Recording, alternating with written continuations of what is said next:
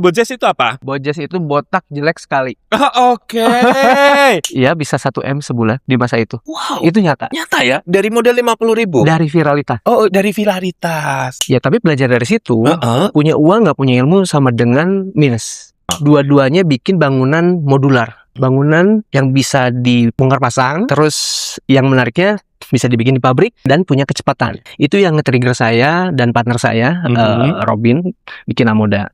Kita bikin ribuan hotel kapsul Oke. terbesar di Indonesia itu kita yang ngerjain, Pak. Di masa itu. Oke, masa itu. Oke. Masih ada sampai hari ini si perusahaan hotel kapsul ini. Karena ya itu balik lagi, bangunan kita prefabrikasi dan modular. Jadi proses untuk perakitan di sana itu jadi lebih presisi. Ini ilmu nih. Oke. Kalau kita mungkin bukan yang paling besar, minimal ada 2 yang kita kejar. Oke. 1 yang paling keren, kedua yang paling viral. Waktu kuliah dulu atau waktu sekolah dulu cita-citanya jadi apa sih? Jadi presiden. Podcast Fix mantap, bikin hati tertawa. Podcast Fix mantap. Halo Sobat Mantap, salam jumpa kembali dengan saya Mas Rere. Masih di podcast Fix Mantap. Yeay. Oke, hari ini istimewa karena kalau dihitung-hitung sudah berapa ratus ya bintang tamu kita dan selalu berbeda-beda profesinya. Kalau kemarin ada yang berprofesi aneh-aneh, ada berprofesi macam-macam, ada penyanyi, ada film, ada Miss Universe. Yang ini beda lagi. Yang ini sering disebut-sebut di drama itu tuh, di drama-drama Cina itu, Dracin ya. Yang suka nyamar-nyamar itu ya. Nah, ternyata ini orangnya. Dan siapakah dia? Saya Bojes, co-founder Amoda. Gak kuku. Emang bawaannya kaku, susah ya. Disuruh luas tuh susah gitu loh. Disuruh luas aja susah, gimana disuruh ngondek? Gak bisa pasti ya. Tapi gak apa-apa, apapun dan bagaimanapun dia pasti banyak ilmu yang ingin disampaikan ya. Oke, selamat siang Jess. Saya panggilnya Bojes. Bojes boleh. Bojes itu apa? Bojes itu botak jelek sekali. Oke. Jadi Bojes itu botak jelek sekali. Kenapa? Biasa orang melabeli dirinya dengan sesuatu yang positif. Itu adalah afirmasi positif kayak saya gitu kan. Saya bilang Rere ganteng gitu. Itu positif. Walaupun kondisinya sangat dipaksakan orang bilang, tapi namanya afirmasi. Siapa tahu berikutnya saya memang layak disebut ganteng gitu. Nah, kamu kok malah Bojes apa tadi? Bojes, sebenarnya panggilan saya tuh di Instagram tuh Bojes Kribo. Bojes Kribo. Dua-duanya ada cerita masing-masing. Oke, ceritakan satu-satu. Ini bisa seharian ya, Bu, ngobrolin ini doang. Panjang pasti. Oke, gimana ceritanya? Jadi Bojes apa tadi? Botak jelek sekali. Tapi kamu nggak botak. Jadi waktu kuliah dulu 2005 di Unpar kan ospek tuh. Biasanya dibotakin tuh. Gitu ya, anak-anak ngejekin. Itu. Gue nggak kebayang lu botak kayak apa. Boleh nggak dicoba botakin lagi? Terus? Nah, terus dalam perjalanannya nama Bojes itu ya dikenal sama temen-temen. Dan kebetulan kenapa sih ada kalau di Instagram tuh Kribo tuh. 2008 tuh kebetulan saya sempat usaha. Namanya Kribo, Keripik Bojes. Keripik Bojes. Itu awalnya. Jadinya dinamakan jadi Bojes Kribo. Yes. Gimana nasib Keripik Bojes itu? Ya, alhamdulillah itu jadi perjalanan saya menuju hari ini sebenarnya. Jadi dari 2005 saya kuliah. Bayar kuliah itu saya sempat jadi joki game online tuh. 2005, 2008 saya joki game online. Buat bayar kuliah. Terus 2008 sampai online ada jokinya ya? Ada dong. Gue nggak main sih ya, jadi nggak ngerti. Terus dari 2008 ke 2011 dulu ada Twitter. Twitter. Saya jualan keripik di Twitter. Zaman itu kan keripik-keripik yang level itu ya? Betul, barengan sama yang level-level, kebetulan pabriknya bareng. Kebetulan teman juga. Nah, dari situ keripik singkong ya? Singkong, bakso goreng, jamur pedes di masa itu. Dari situ punya modal dulu 50.000 rupiah. Modal pertama saya buat 10 bungkus.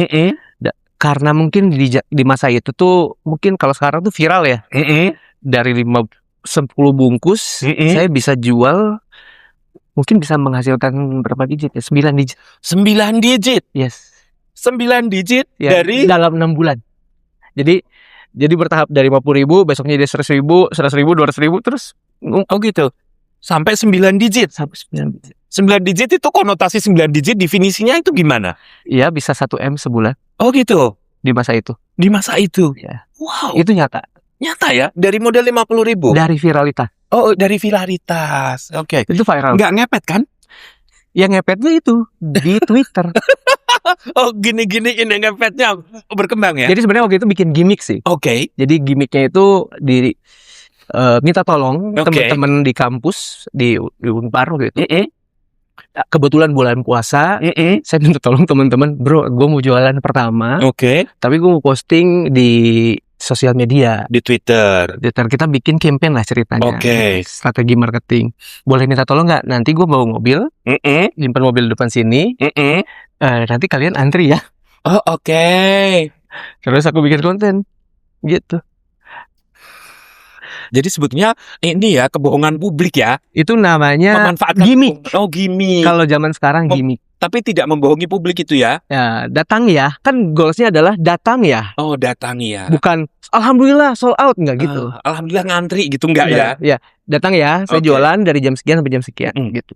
Oh gitu. Dan itu membuat meledak. Meledak. Itu. Oke. Terus Sampai miliaran ya segitulah di masa itu. di masa itu. Kaya raya dong lo zaman itu loh. Umur 20-an. Umur 20-an Tapi- punya miliaran kan kaya raya. Ya, tapi belajar dari situ, Heeh. punya uang nggak punya ilmu sama dengan minus. Oh, gitu. Ya, karena kita nggak tahu cara ngelola uang, nggak tahu cara belajar untuk bisnis. Di masa Oke. itu buat kita learning nggak sebanyak hari ini, Oke. gitu kan.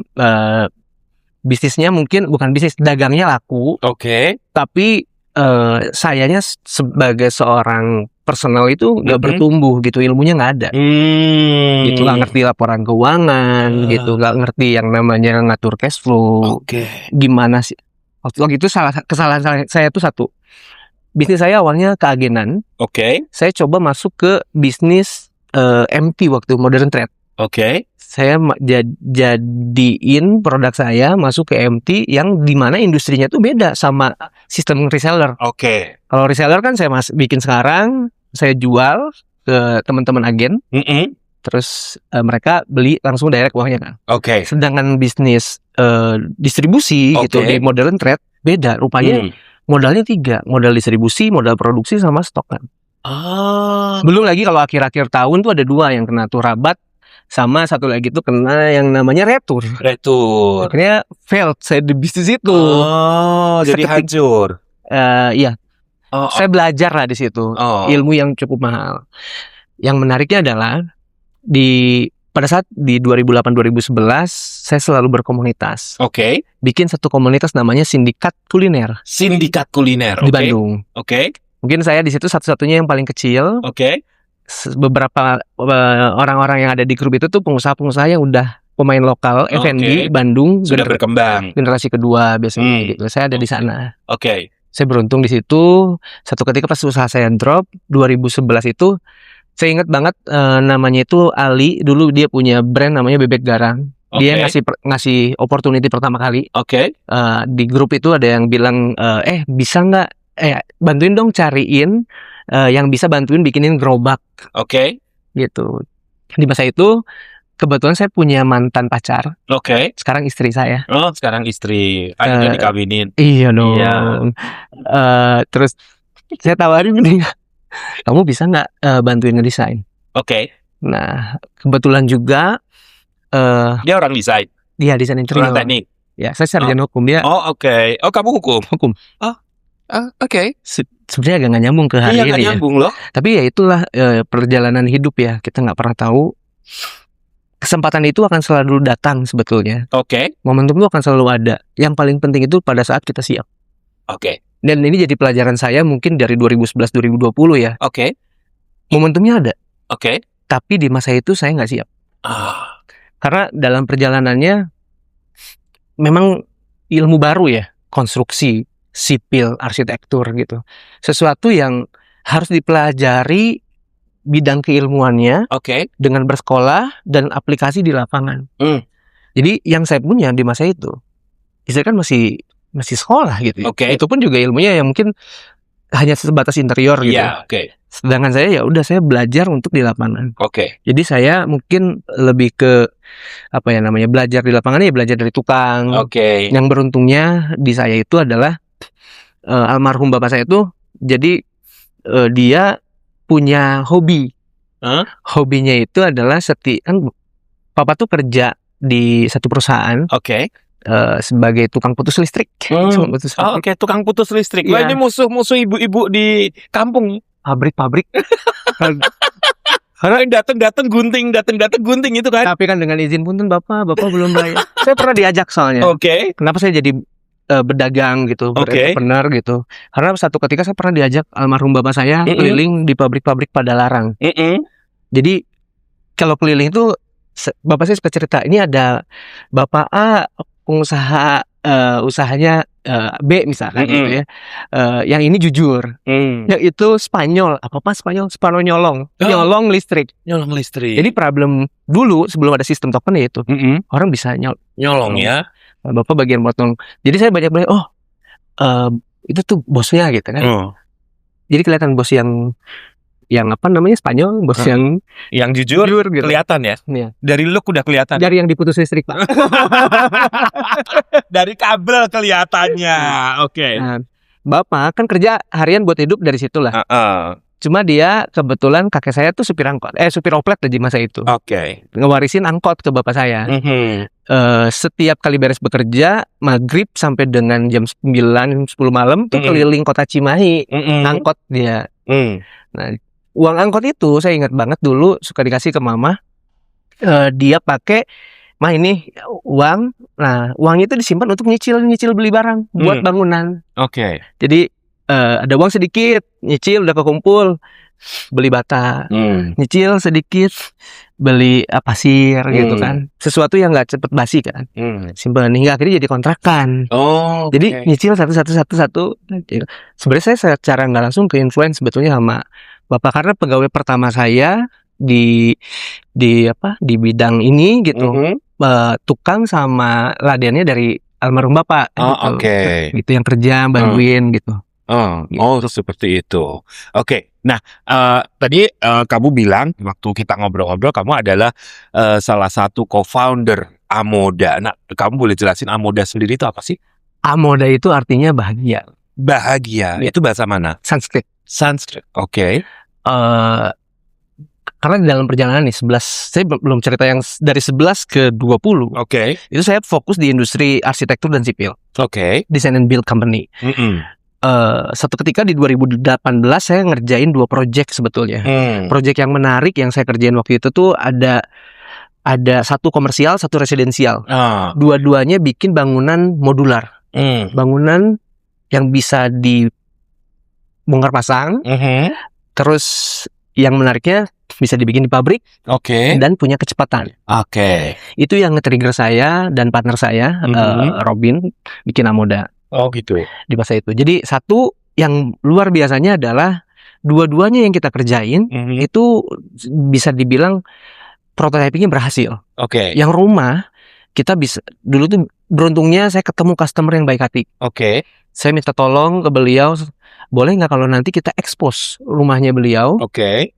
Kita mau coba masukin ke beberapa funnel media internasional. Begitu kita masukin ke Arc Daily, Design Boom, Dizin. Rupanya masuk jadi artikel. Lalu di Indonesianya zaman dulu ingat nggak Line? Ada Line Today tau nggak? Oke. Jadi ada semacam media yang di Line. Oh iya, Line Today ya, oke. Booming di situ. Oke. Majalah Asri dan lain-lain. Akhirnya orang membicarakan bangunan rumah tersebut.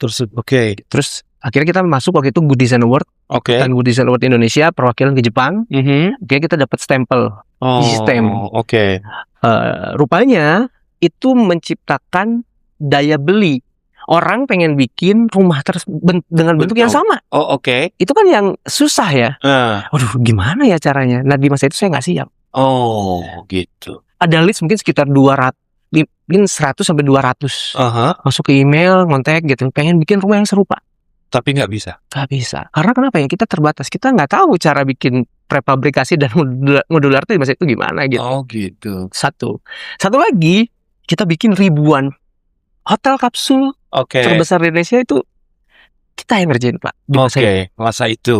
Oke. Masih ada sampai hari ini si Mm-mm. perusahaan hotel kapsul ini. Mm-mm.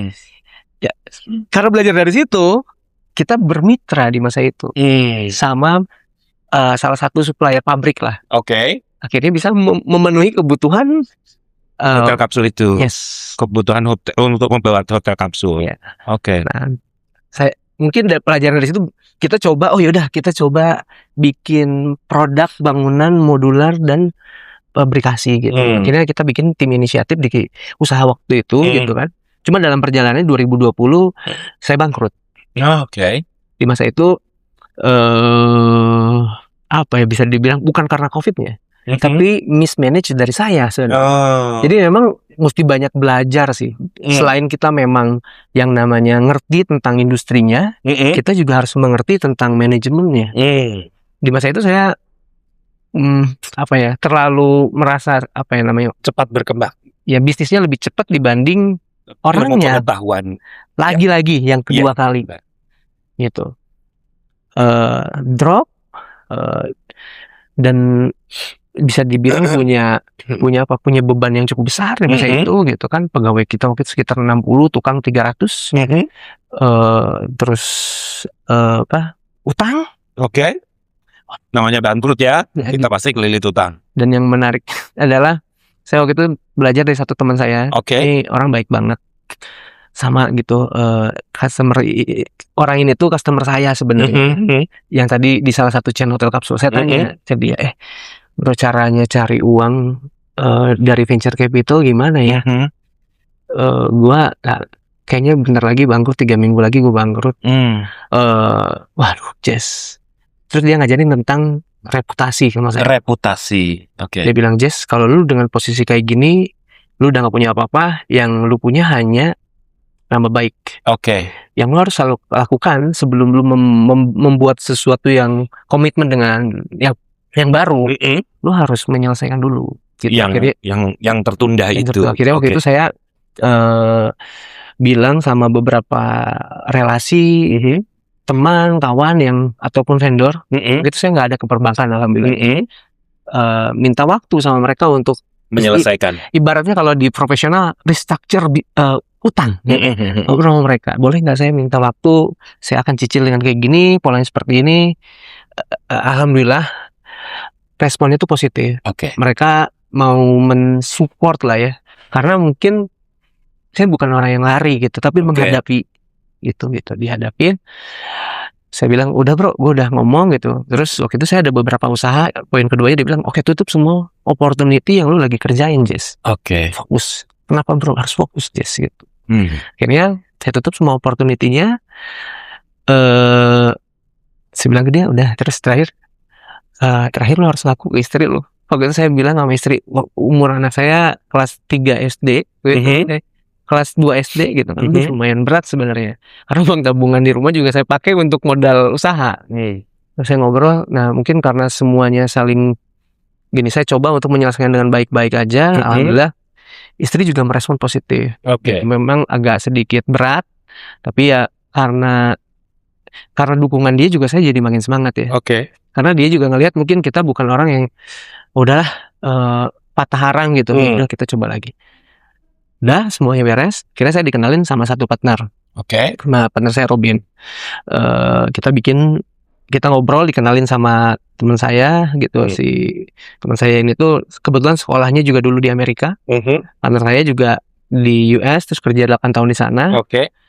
Ketemulah kita ngobrol. Saya bilang, bro, gue punya ide ini. Lu ada masukan? Gue juga punya masukan sih. Gue juga kepikiran hal yang sama, kayak gitu. Ya udahlah, yuk kita coba diskusi gitu kan.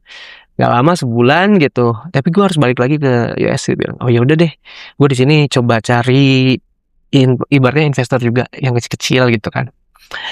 Taunya seiring berjalannya waktu dia balik, bro, nggak nyampe sebulan, kita diajak ngobrol nih sama salah satu venture capital gitu di Indonesia.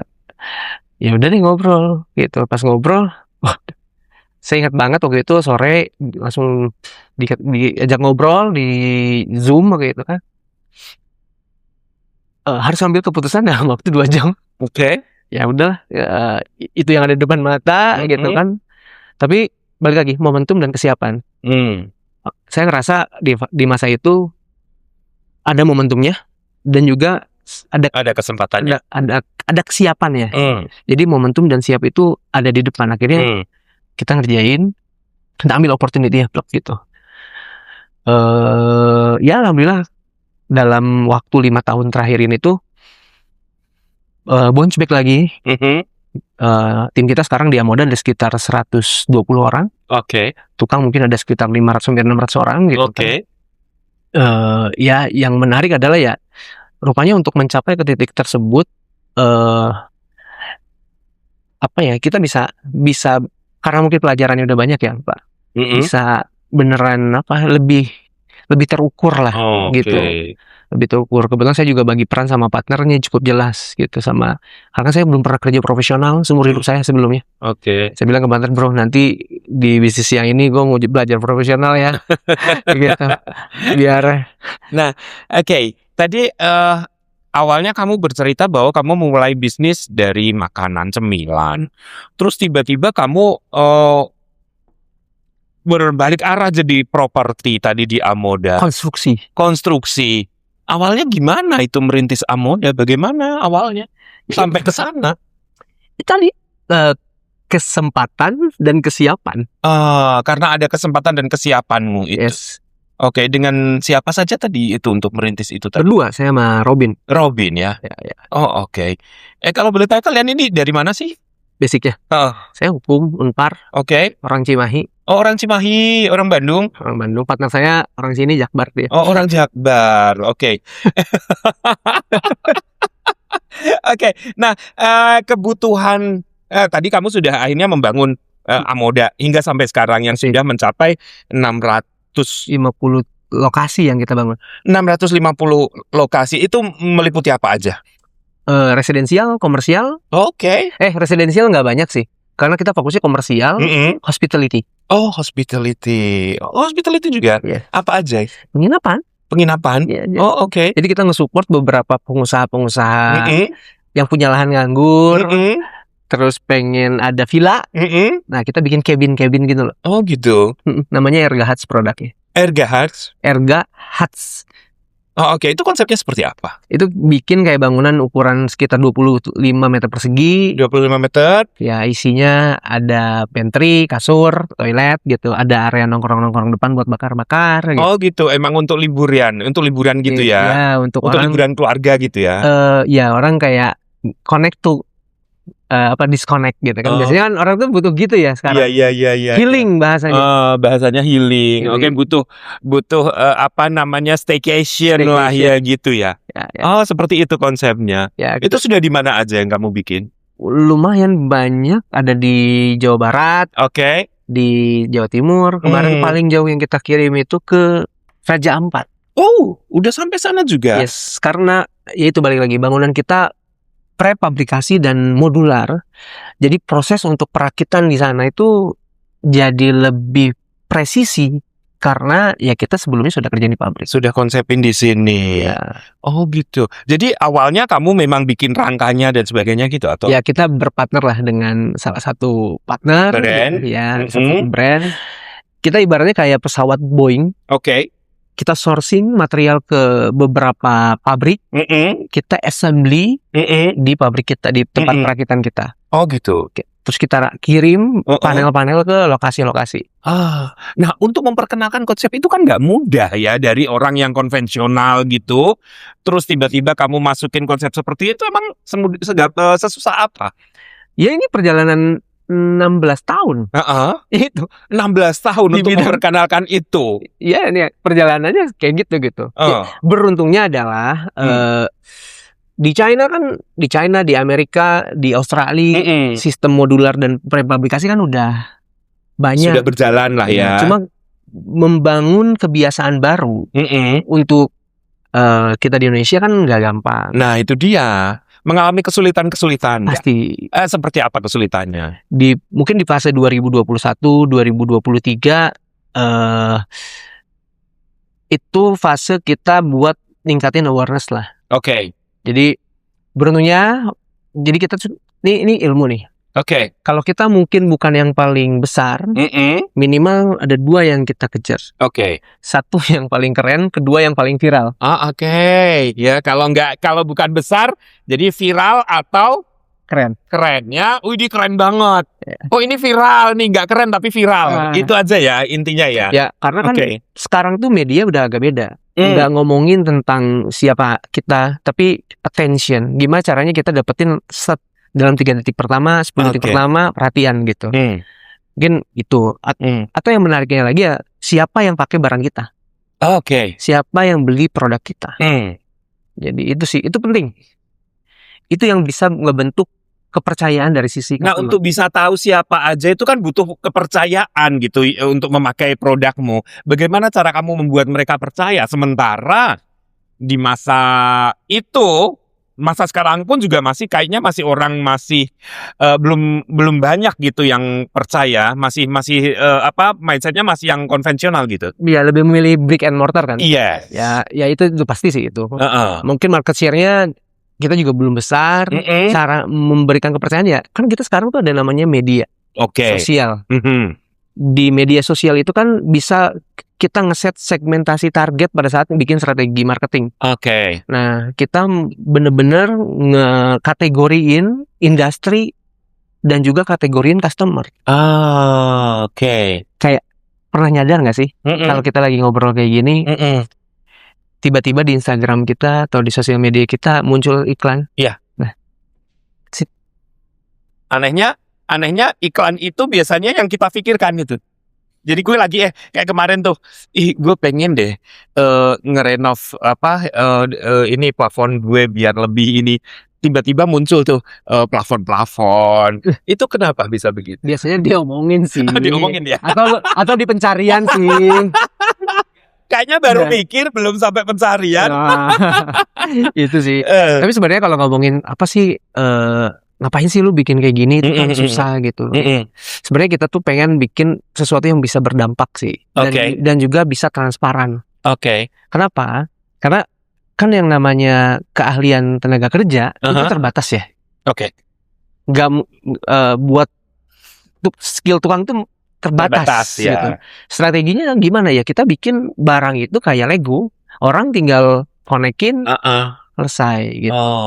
Terus customer juga yang nerima presisi gitu, barang yang dia lihat sama yang nanti dibangun sama. Jadi ya harapannya kayak gitu. Dan itu salah satu cara kamu untuk meyakinkan. Tapi kan untuk meyakinkan orangnya itu kan nggak mudah. Ya kan intinya gini, dengan pengalaman kita waktu pas bikin 10 tahun itu kan ada konsumen-konsumen. Oke. Alhamdulillahnya konsumen ini pun bertumbuh. Saya sama customer ini masih jalin hubungan sampai hari ini. Oke. Dan kualitasnya memang ternyata bisa diandalkan gitu ya. Dia 2 hal. Pertama mungkin dari sisi produknya, kedua dari sisi servisnya. Karena itu penting gitu. Tergantung kita ngelihat customer kita tuh sebagai objek gitu. Atau sebagai bisnis partner. Saya ngelihat dia sebagai bisnis partner. Karena ya dengan kayak gitu kita bisa terus bertumbuh bersama. Gitu sih. Oh gitu ya. Nah, oke, balik tadi ke Amoda jadinya ya. Nah, untuk kamu pribadi nih, fase perjalanan kamu membangun Amoda, kan pasti ada naik turunnya, berat ringannya. Fase paling berat menurut kamu apa? Yang saya jalani ya dari yang saya tidak profesional, maksudnya dari yang saya bener-bener nol, bukan orang yang kerja kantoran sebelumnya, bukan orang yang belajar tentang SOP dan sistem, ya harus banyak belajar di situ.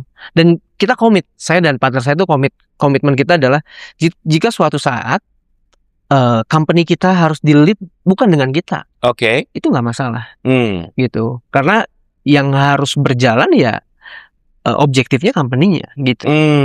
Itu komitmen yang kita lakukan bersama. Makanya saya bilang ya udah deh, buat ngerjain 0 ke 1 gue bisa di bro gitu. Tapi kalau ngerjain 10 ke 100 butuh konsistensi lu deh kayaknya bro gitu. Jadi kita akhirnya bagi-bagi tanggung jawab di situ.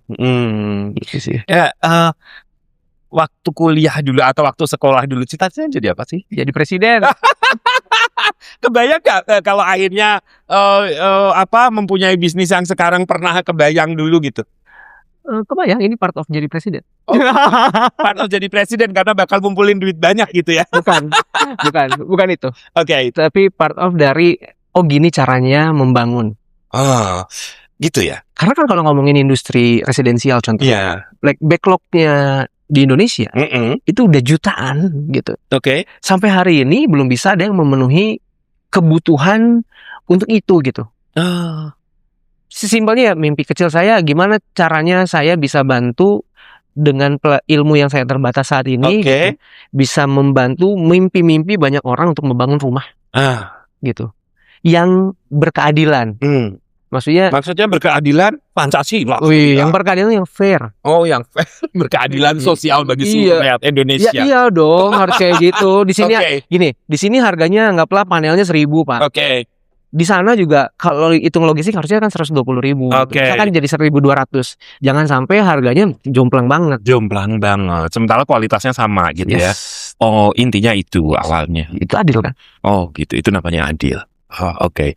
Nah, kamu kan pada dasarnya orang hukum kan, tadi lu bilang kan, dan memang kamu bilang bahwa kamu ilmu saya yang istilahnya tidak banyak ini, tapi kamu berani terjun ke sana. Itu kan butuh namanya orang udah terjun apalagi ke profesional pasti butuh semacam bekal yang kuat gitu. Sementara kamu merasa nggak punya bekal yang banyak gimana? Nah, ini gini sih Pak. Jadi setiap kita ketemu sama orang, setiap kita belajar sesuatu tuh, saya selalu ngosongin gelas nih Pak. Gitu ya. Buat kita belajar. Memang bidang ilmunya kita bukan profesi di situ, tapi kita coba mengerti dan mengajak orang yang punya keahlian. Jadi kalau Bapak lihat ke Amoda nih, Bang Mas Rere, main ke Amoda ke tempat kita. Nggak apa-apa, kan orang bisnis biasa panggil bapak, nggak apa-apa. Walaupun saya jauh lebih muda dari dia, panggil bapak itu nggak apa-apa. Lanjutkan. Nah, di kamu nih kita teman-teman yang bantuin itu orang-orang memang profesional. Nah, berarti itu yang jadi bekal kamu kan? Artinya di belakang kamu tuh banyak profesional gitu, sehingga kamu berani melangkah kan itu intinya. Pasti dong Pak. Ini industrinya lumayan Pak. Lumayan besar ini. Butuh sertifikasi kemana-mana. Sertifikat. Nah di situ tuh saya yang sempat bertanya, kamu kan basicnya bukan itu, tapi kamu berani gitu. Dan pilih partner yang tepat. Partner yang dari sisi suppliernya juga yang tepat. Gitu ya. Nah itu. Ini salah satu partner kamu. Atau akan. Banyak loh produknya loh yang siap kamu ini bawa nanti ya. Pasti dong Pak. Kok jadi dagang? Ya nah, gitu. Sekarang ngomongin personal branding. Tadi kamu bilang branding. Bro Jess ini termasuk founder yang gue sempat sih buka IG-mu, posting suka konten ya. Ini produk gue, ini gini, banyak ya. Itu salah satu produk kamu yang itu ya, yang kayak Lego itu ya kamu bilang tadi.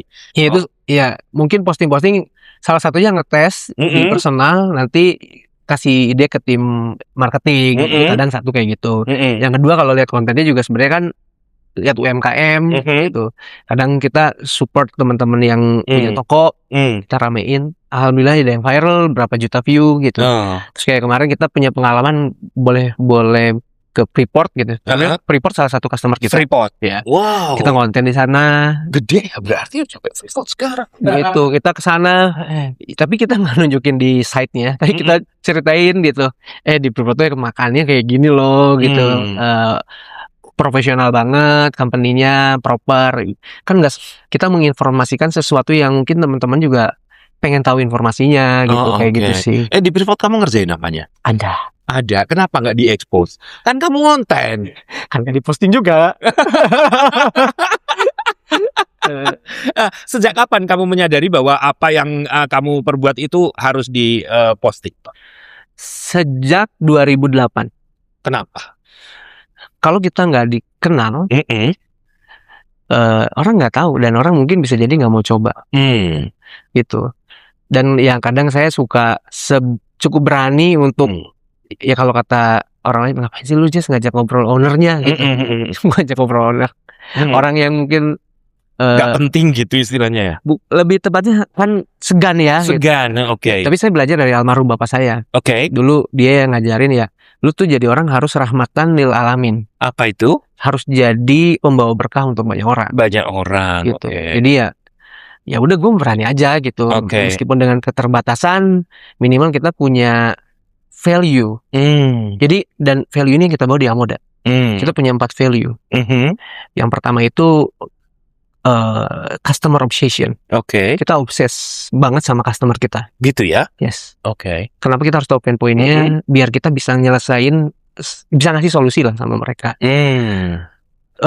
Terus yang kedua tuh open communication. Beneran kita harus ngomong, terbuka, transparan. Antara tamu Siapapun. dan customer. Siapapun. Oh, sama Tim siapa? di kantor, tim bisa kayak tim kita, bahkan tukang bisa komentarin kita. Ya udah kita terima loh, memang harus kayak gitu. Karena kita punya poin ketiga, growth mindset. Oke. Dengan kita mendengarkan, harusnya kita bisa banyak dapat masukan gitu. Biasanya yang saya punya tuh ini, satu peribahasa tuh ini, listen carefully, do it properly. Oke. Lu dengerin dengan baik, pastikan baik, pelajari gitu, benchmark, kerjain. Yang paling berat sebenarnya eksekusi. Ya, dan itu kan butuh konsistensi ya. Oh, Itu. Yang terakhir tuh efisien. efisien. Nah, dengan kita yang serba terbatas, Oke. gimana caranya bisa ngasilin sesuatu tanpa batas. Dengan keterbatasan kita bisa menghasilkan Sesuatu tanpa sesuatu batas. tanpa batas. Luar biasa loh. Itu sosmed tanpa batas kan? Boleh tepuk tangan dong. Keren. Banyak ilmu lah ya buat kalian-kalian ya. Ini konten kreator keren loh. Iya, aku tuh sempat buka kan IG-mu. Itu kok kamu bisa memutar kameranya tuh bisa berputar-putar, gimana sih cara? Oh, pengen ya? Aku pernah tuh bikin pakai itu kan, pakai apa dulu apa namanya tuh tongsis ya. Terus aku putar gini, itu bisa muter. Temen gue juga bingung, kok caranya begitu, gimana sih bisa muter? Kalau itu gimana caranya? Jadi saya belajar dari salah satu anak kantor. Oke. Mendengarkan dengan baik.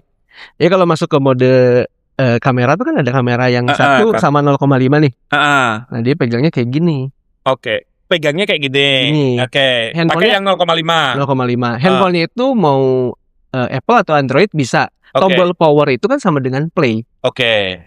Gini. Oh, power sama dengan play ya? Gini, iya. Ini muka saya nih. Habis itu saya puterin. Nah, Oh gitu doang? iya nih. Gini, Oke. gini. Udah. Udah nih. Jadinya coba. Coba-coba ya. Kita tes. Oke. Guys, jadi nggak perlu ini tambahan ya, Nggak perlu. nggak perlu properti tambahan, dan jadinya adalah Megangnya aja. so simple ya ternyata. Oke, jadi ini juga ilmu buat konten kreator ya. Ternyata simple sekali untuk bikin itu kayak kamera berbalik arah gitu ya. Ternyata cukup dengan begini saja cukup ya. Tapi pakai yang 05 ya. Ya. Kameranya pakai 05. Oke. Kalau pakai yang 1 saya agak gemuk. Kok agak? Alhamdulillah diturun 12 kilo. Oh iya, jadi curhat. Iya. Kemarin berapa emang? Dari 90. Oh, kamu 90 kemarin? Sekarang 78. Wah, Gara-gara apa coba? Gara-gara? Main padel sama customer. Customer kenapa? Bikin pusing? Jadi bikin kurus. tapi main padel menurut saya ya, main padel itu CAC, cost acquisition cost. Apa itu? Customer acquisition cost. Oke. Buat kita budget ngakuisisi lebih murah main padel. Oh gitu? Iya, gini loh. Ketemu sama customer, Oke. main bareng. Lu kerjaan apa? Gue bikin ini bro gitu. Oke. Project kan nilainya beda-beda, ada 500 sampai 10 miliar misalnya. Oke. Kita cuma keluar kos main Sekian ratus 1 jam. ribu. Oke. Bisa. Tapi dapat klien. Satu badan dapat sehat, kedua dapat klien. Dapat klien. Saya itu. Deal miliaran. Yes. Oke. Pinter kan? Hebat loh dia. Makanya jadi orang hebat. Jadi pinter. Oh salah ya. Emang pinter makanya jadi orang hebat. Boleh tepuk tangan dong. Sebenarnya pengen ngobrol banyak ya. Ada lagi yang ingin ditanyakan mungkin dari tim? Ada? Kalau tidak ada, oke, kita masuk ke berikutnya ya. Nah,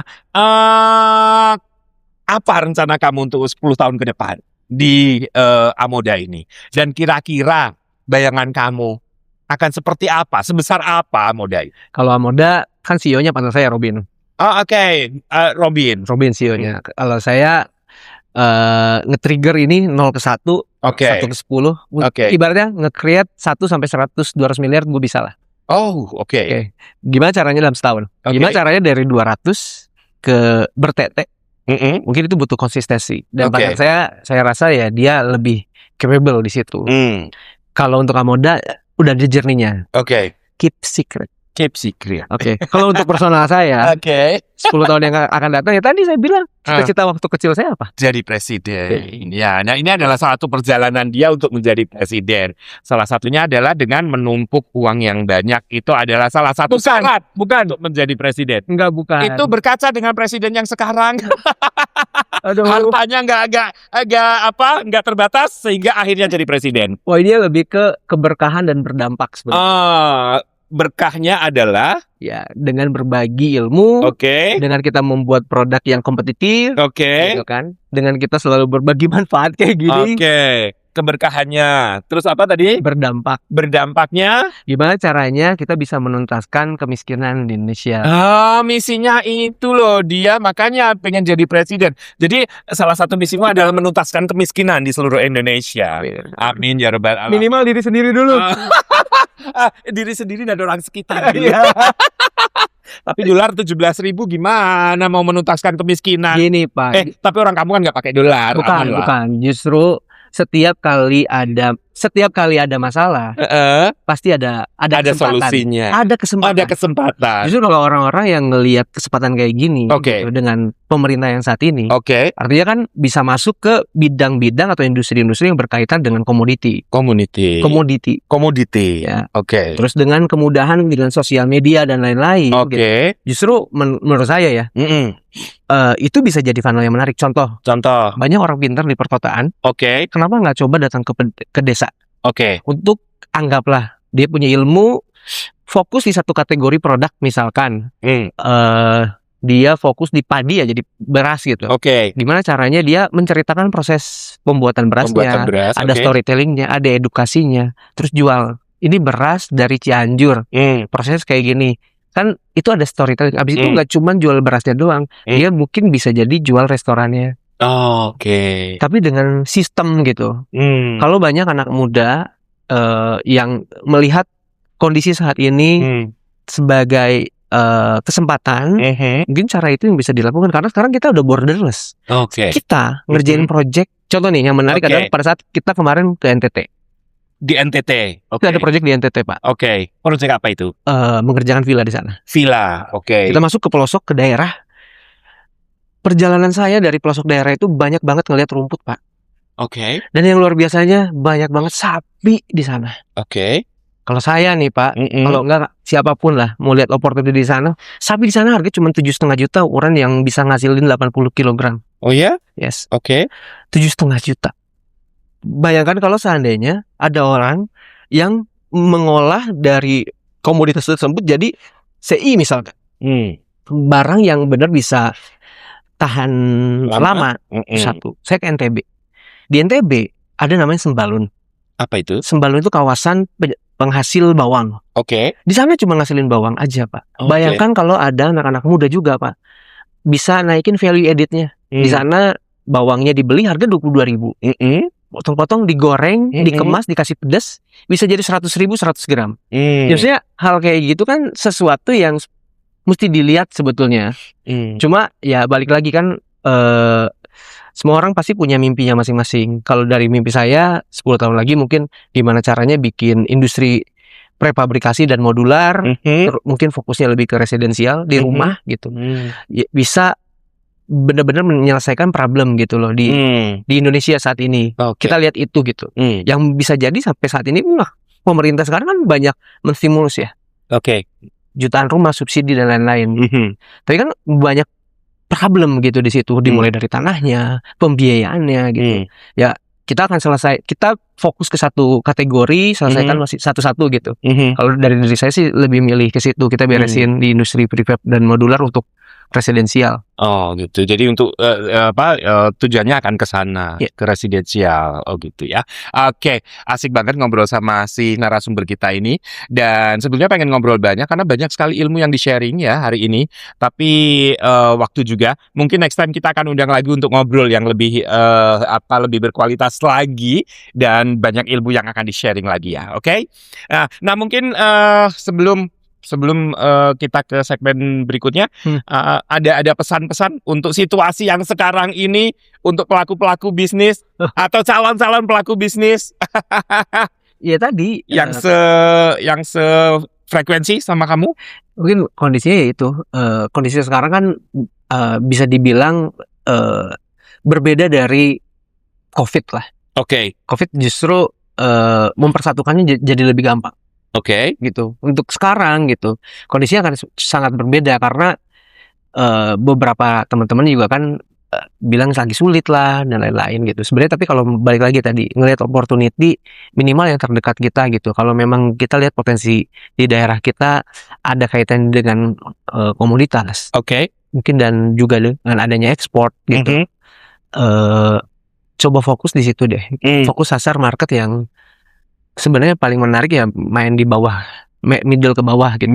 Kalau untuk middle low. Iya, untuk kondisi sekarang. Kondisi sekarang. Iya. Jangan main ke atas ya. Kalau ke atas kan juga kelas menengahnya lagi berat nih. Lagi berat. Gitu. Itu bener ya, berarti kalau kelas menengah lagi berat itu bener ya. Tapi spendingnya jajan terus.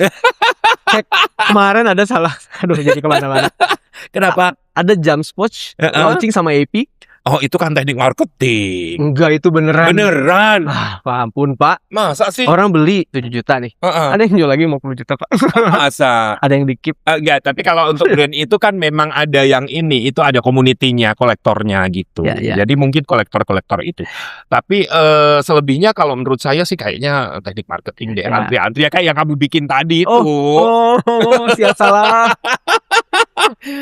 Bener nggak? Aduh, siap bener nggak?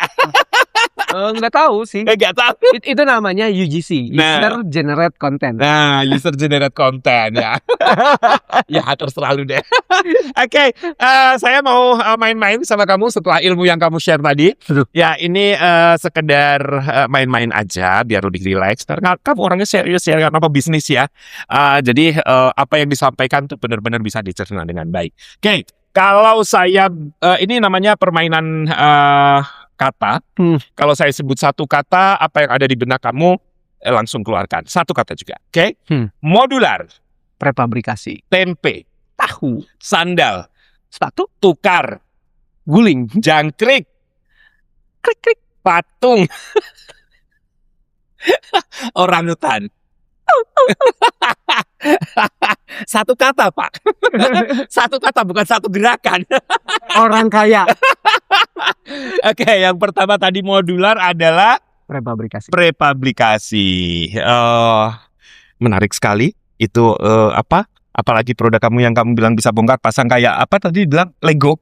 Ya itu menarik sekali. Itu ke depan akan menjadi sesuatu yang digemari masyarakat seluruh Indonesia. Amin, robbal alamin. Amin. Pernah nonton film Dragon Ball nggak? Dragon Ball.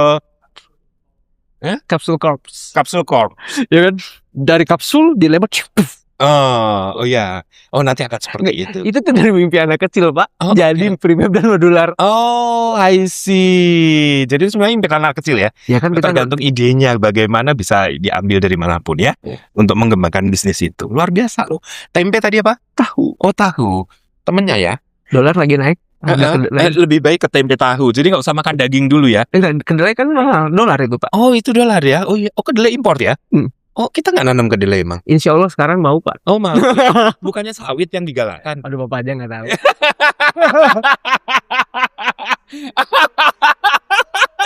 Enggak, aku cuma ngomong apa adanya. Kita kan budidaya sawit. Kalau sendal tadi? Sepatu sendal ya. Satu inilah satu aliran ya. Sama-sama dipakai di bawah. Oke, kalau tukar guling. Apa hubungannya tukar dan guling? Ya tukar guling. Barter. Barter. Oke. Kalau jangkrik tadi krik-krik sunyi dong. Mikir. Oh. Gini. Oh, Iya, jadi iya. kayak kalau inget jangkrik kayak kita mikir ya, krik-krik. Patung, patung gimana? Itu apa definisinya? Diem aja. Diam aja. Diam aja kayak patung. Dan orangutan? Orang kaya sebenarnya. Orang kaya. Kenapa? Apa hubungannya orangutan dan orang Dengan kaya? kita jadi kaya, kita bisa bantu orang hutan. Oh gitu. Bukannya kita jadi kaya karena membabat hutan-hutan yang dihuni oleh orangutan. Nah, kadang kita Jadi sawit. kadang kita suka beda point of view sih, Pak. Cuman ya gini. Beratnya mungkin sebagai seorang pemimpin mungkin tidak bisa menjelaskan. Kita kan pemimpin perusahaan nih. Oke. Kita kan nggak semua hal bisa kita ceritakan gitu. Secara detail. Kenapa Oke. kita mengambil keputusan A atau B Oke. gitu.